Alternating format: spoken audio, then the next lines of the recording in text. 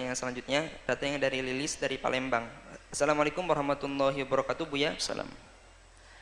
Saya dengar ceramah Buya kalau ruh itu bisa mendengarkan kita berbincang-bincang.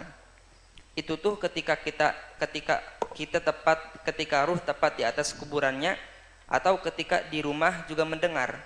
Soalnya kalau ternyata di rumah juga ruh-ruh itu bisa mendengar, saya akan amalkan membaca surat Yasin di rumah untuk menghibur atau mendoakan kakek nenek yang telah lama meninggal dunia. Karena kalau harus ke kuburannya lumayan jauh, Buya. Terima kasih, mohon penjelasannya. Bismillah. Masalah orang meninggal mendengar orang yang hidup ini hampir disepakati. Memang ada perbedaan. Sebagian mengatakan tidak mendengar. Tapi Nabi pernah menyeru waktu selesai perang Badar, dipanggil ya Aba Jahal, ya Aba Syaibah binti Utbah dan seterusnya. Orang-orang dipanggil Rasulullah. Sampai Sayyidina Umar, ya Rasulullah, mereka tidak mendengar. Mereka sudah mati, masa mendengar? Sampai Nabi menjawab, engkau tidak lebih mendengar dari mereka. Artinya mereka mendengar. Kemudian juga kita disunnahkan kalau ziarah kubur mengucapkan apa? Assalamualaikum. Nah, berarti ini mengisyaratkan bahwasanya mereka mendengar. Mereka mendengar salam kita. Assalamualaikum ahlad diyar minal mu'minin wal mu'minat wal muslimin wal muslimat wa inna insyaallah bikum lahiqun nas'alullaha wa lakumul afiyata. Nas'alullah lana wa lakumul afiyata. Hadis sahih. Baik, masalah mendengarnya orang meninggal dunia adalah sudah jelas. Tidak usah bertanya lagi, tidak usah ragu lagi. Orang meninggal dunia mendengar omongan. Bahkan dalam hadis juga, waktu ada orang mengkubur, dia akan mendengar terompah kaki berjalannya. Di saat meninggalkannya, dia mendengar semuanya. Kemudian yang kedua, tempatnya alam barzah itu bukan di kubur itu. Kubur itu menyimpan jasadnya, seorang manusia. Alam barzah ini sampai digambarkan dia sudah alam. Jadi alam itu ada alam rahim, ada alam dunia, ada alam barzah, ada alam akhirat nanti. Ada alam rahim dengan alam dunia itu beda. Gedean mana? Gede alam dunia. Jadi alam rahim dengan alam dunia, gede alam dunia. Apakah setelah itu ada orang pengen masuk lagi ke rahim? Enggak ada. Alam barzah itu dengan alam dunia sampai dikatakan seperti perbandingannya seperti alam rahim dengan alam dunia. Gede alam barzah, Anda tahu. Seperti apa dan di mana tempatnya? Anda mati baru tahu nanti. Nah. Kemudian setelah itu ada alam akhirat, surga dan neraka. Wah, yang luasnya sudah. Nah. Jadi alam barzah itu beda dengan alam dunia. Undang-undangnya pun beda. Sampai Imam Malik mengatakan mereka itu punya roh mutlak, tidak terikat dengan materi. Artinya bisa melihat dengan cara undang-undang di alam barzah, bisa melihat Amerika, Jepang dan sebagainya dalam waktu saat.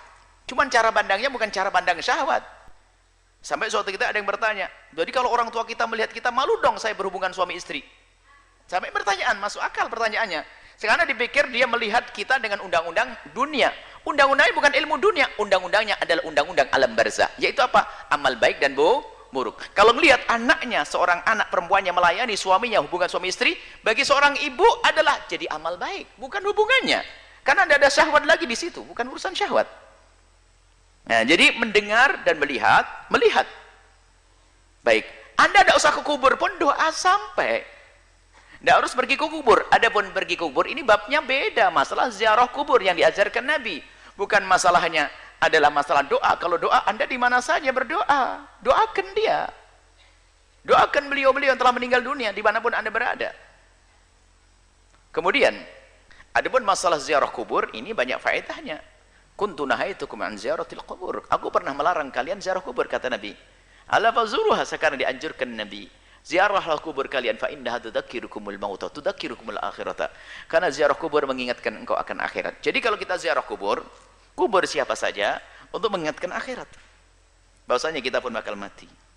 Semakin hari kita semakin dekat dengan ini liang. Agar kita sadar untuk semakin giat dalam beribadah, memanfaatkan waktu yang tersisa, memanfaatkan hembusan nafas yang masih ada, menjauhi kemaksiatan. Kemudian setelah itu apa? Mendoakan juga. Mendoakan di tempat yang jauh nyampe, dekat juga nyampe. Jangan sampai ziarah kubur hanya ngelihat tok, tidak berdoa. Keterlaluan benar Anda itu. Mendoa sekali, maka doa di atas kubur sah. Membaca Al-Quran di atas kubur sah. Bukan di atas, saya masih di kubur sah.